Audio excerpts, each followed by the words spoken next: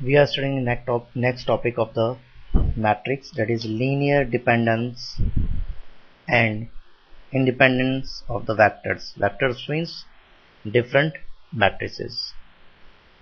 मान लीजिए हमारे पास x1, x2, x3 up to the xn vectors हैं और k से n मैट्रिक्स हमारे पास हैं. वो मैट्रिक्स हम कहेंगे कि डिपेंडेंट है अगर हमारे पास दो पॉइंट्स मिलते हैं. नंबर वन, सारे के सारे वेक्टर, ऑल द वेक्टर्स. इसका मतलब क्या है? सारी मैट्रिक्स जो कि रो या कॉलम मैट्रिक्स में होंगी उनका ऑर्डर सेम है. दूसरा point, n scalars means lambda 1, lambda 2 up to the end lambda n इस तरीके से एग्जिस्ट करती हैं कि ये रिलेशन हमें मिलता है. Means lambda 1 x1, lambda 2 x2, lambda 3 x3 plus so on up to the lambda n xn is equals to 0, where lambdas are the scalars and x1, x2, x3 up to the xn be the vectors, means different matrices.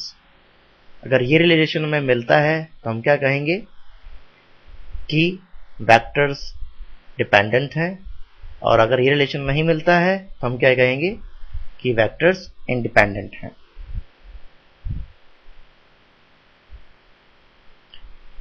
We have the question, examine the following vectors for linear dependence. x1, x2, x3 and x4 is given here. Relation लेने पे देखिए हमारे पास कितने vectors हैं. We have the four vectors x1, x2, x3, x4. तो हमें कितने scalar लेने पड़ेंगे? We have to take a four scalar quantity, means lambda 1, lambda 2, lambda 3 and lambda 4. और रिलेशन हम बनाए तो क्या बनेगा? lambda 1 x1 plus lambda 2 x2 plus lambda 3 x3 plus lambda 4 x4 is equals to 0. अब हमारा एम क्या है कि lambda 1, lambda 2, lambda 3 and lambda 4 को कैलकुलेट करना. अगर ये सारे के सारे लैम्डास 0 होंगे तो ये रिलेशन एग्जिस्ट नहीं करेगा. Means lambda 1, lambda 2, lambda 3, lambda 4 0 मिलता है तो रिलेशन एग्जिस्ट नहीं करेगा. तो हम क्या कहेंगे? Vectors are independent. और अगर इनमें से एक भी नॉन जीरो होगा तो ये रिलेशन आएगा. और हम क्या कहेंगे उस पोजीशन में? द रिलेशन, और you can say the vectors are dependent. तो हम इन्हें सोल्व करेंगे और देखेंगे.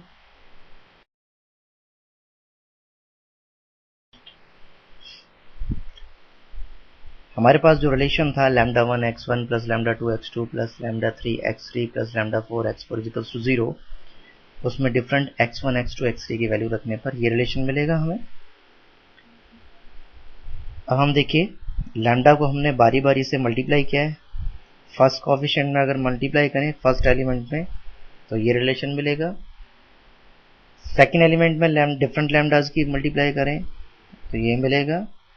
और थर्ड एलिमेंट में अब डिफरेंट लैम्डास की मल्टीप्लाई करें तो ये रिलेशन हमें मिलेगा. सभी की राइट हैंड साइड क्या है? 0 है. तो हम क्या कह सकते हैं कि लैम्डा की लीनियर इक्वेशंस के लिए ये होमोजेनियस सिस्टम है. और इसको हम कैसे लिख सकते हैं? ax is equal to 0, okay, जहां पर a क्या है? डिफरेंट लैम्डास के कोएफिशिएंट. x क्या है? अननोन्स यहां पर क्या है? लैम्डा 1, लैम्डा 2, लैम्डा 3 और सी. राइट हैंड साइड का जीरो मैट्रिक्स क्या है हमारे पास? राइट हैंड साइड की वैल्यूज. हम अगर इस फॉर्म में लिखें तो हम कैसे लिख सकते हैं?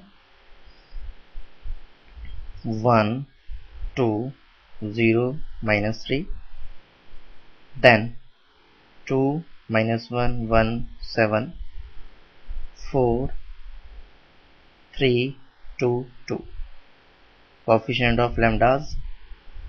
X is your total lambdas, lambda 1, lambda 2, lambda 3, lambda 4.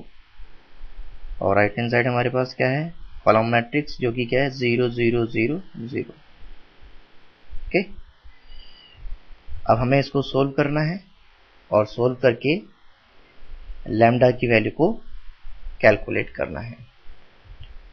तो ऐसा करने के लिए हम क्या, सबसे पहले इनसे कुछ ऑपरेशंस लगाएंगे जिससे कि इक्वेशन थोड़ी कम कॉम्प्लेक्स हो जाएगी।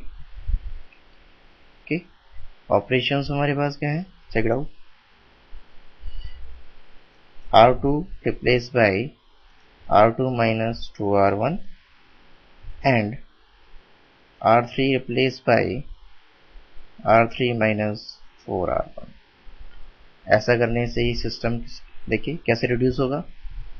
1 2 0 minus 3 0 minus 5 1 13 0 minus 5 2 and the 14। multiply में as it is lambda 1 lambda 2 lambda 3 lambda 4 और राइट हैंड साइड पे क्या मिलेगा हमें 0 0 0 0। Now again using one more operation here. Operation देखिए क्या है, R3 replaced by R3 minus R2। ये ऑपरेशन लगाने पर सिस्टम हमारे पास मिलता है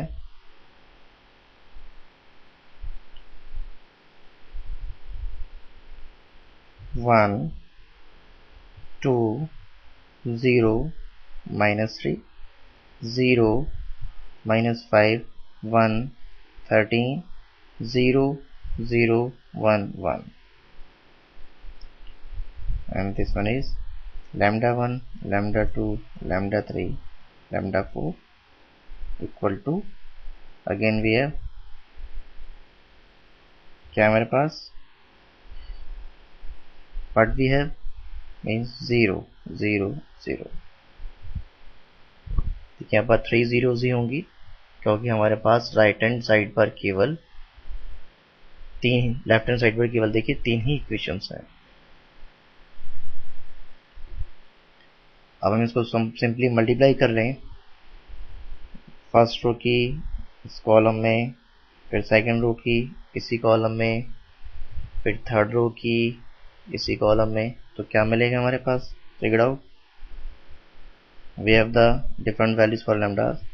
Lambda 1 plus 2 lambda 2 minus 3 lambda 4 is equal to 0 minus 5 lambda 2 plus lambda 3 plus 13 lambda 4 is equal to 0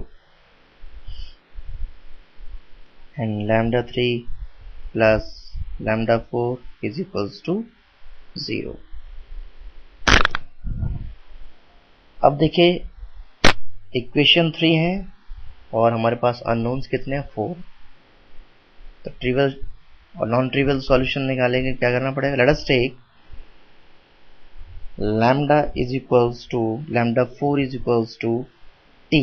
अगर हम इसकी वैल्यू मान के चलते हैं टू गेट द सॉल्यूशन, तो lambda 3 plus t equation number 3 से क्या होगा, हमारे पास की वैल्यू 0 और lambda 3 is equals to minus T.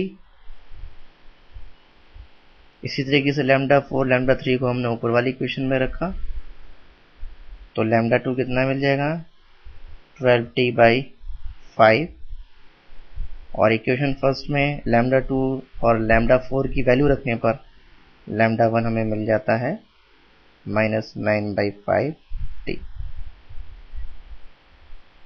तो लैम्डा की वैल्यू टी में हमारे पास निकल चुकी है। इसको फर्स्ट रिलेशन जो था हमारे पास lambda 1 x1 plus lambda 2 x2 plus lambda 3 x3 plus lambda 4 x4 में रख दें तो क्या रिलेशन मिलेगा हमारे पास, देखते हैं। Minus 90 x1 by 5 plus 12t x2 by 5 minus t x3 plus t x4 is equal to 0। Okay, और इसको सिंप्लीफाई करने पर मीन्स t से डिवाइड करने पर और 5 से मल्टीप्लाई करने पर हमारे पास क्या रिलेशन मिलता है, 9x1 minus 12x2 plus 5x3 minus 5x4 is equal to 0 is equals to हमें क्या मिला 0.